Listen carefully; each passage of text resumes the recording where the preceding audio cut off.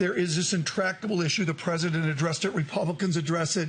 America's inequality. First of all, is it a legitimate topic, or has it always been there? It's just something visible now.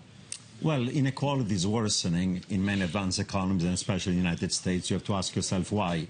I think it's because technological innovation is capital intensive and labor saving, because trade and globalization reduces the income and jobs of those who have low skills or are partially skilled, because we have these winner-take-all effects of the superstar that in any profession get the benefits of a market of billions, because the economic and political power of financial economic elite is greater than otherwise. There are lots of factors that are driving it, and it's leading first to social political instability, but it also negatively affects economic growth, because you are redistributing income from those who spend more to those who save more. So over time, the fall in the share of labor income is going to have a negative impact on economic growth and aggregate demand. That sounded like Roubini 302 down at New York University, something like that. That was a great clinic. What the audience wants to know is, how bad is the plutocracy right now? I mean, within the economics and the theory and all that, there's a behavioral construct here of elites, like in this valley. How big is the plutocracy effect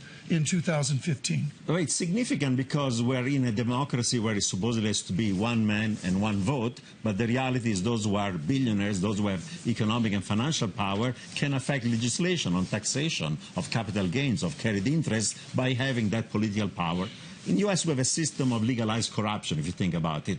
K Street and the lobbying affect legislation with the money they give the politician. And therefore, those who have financial resources have a greater impact on the political system than those who have less. So it's not a true democracy. What is your policy prescription for Republicans dominant on the Hill? Who knows who will be in the seat in 2016? You've been in the White House with the intractable politics of this American nation. What's the prescription?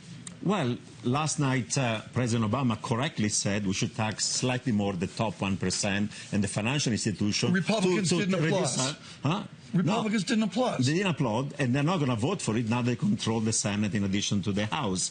But the problem is going to be that even among Republicans, the middle class and the working class who votes for Republicans, they're worried about the rising inequality, and therefore their chances of winning 2016 are going to be affected. Romney lost in part last time around because he made the remarks about the 47%. If that's going to be the attitude of the GOP, it's not going to be good for them in 2016.